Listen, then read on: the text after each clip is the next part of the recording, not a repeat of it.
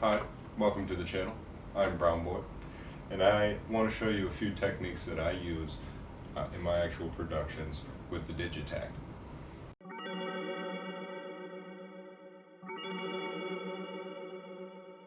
So the first technique is a pretty simple one. Instead of using two different samples for your open and closed hi-hat, you would just use one sample and an open hi-hat and just shorten the decay on it until you get a sample that you want to use for your closed hi-hat. So program something in. And you'll notice on this step, I have it locked so that the decay is open. So I essentially have a nice hi-hat track instead of two separate tracks for the hi-hat. That can come in handy if you want to save sample slots for a more complex song. And to kind of piggyback off of that one, using the digitakt, you can assign the LFO to the start point. So since it's a longer sample, you can have it start at different points in the sample. So I'm just going to set the LFO to the start point. And if you hear, there's a slight variation to the sound because it's not starting at the exact same point. That might be able to freshen up a kind of stale drum loop.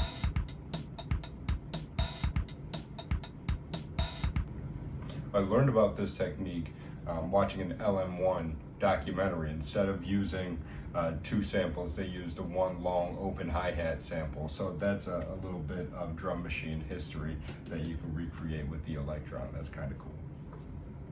Another technique that I like to utilize is copy and paste, especially when it comes to sampling. When I started using the digitakt, copy and paste kind of mystified me, but once I got the hang of it, this really became a very powerful sampler. So I have loaded a sample on here that has kind of a bit of chunk to it that I can chop up.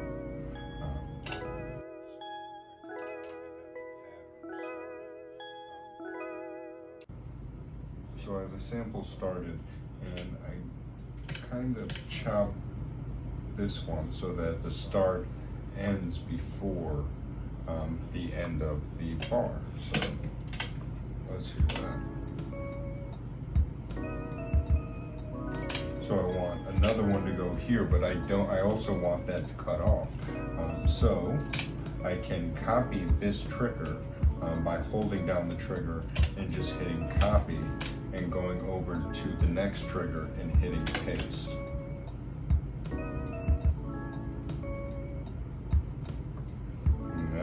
So it cuts off. I didn't have to do the work to find where the sample should naturally stop, and I can just copy this one again and paste it here.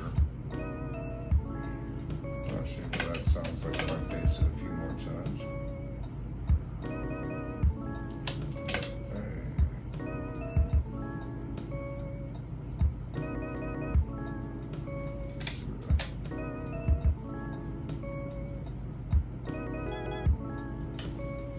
That might work. That might work.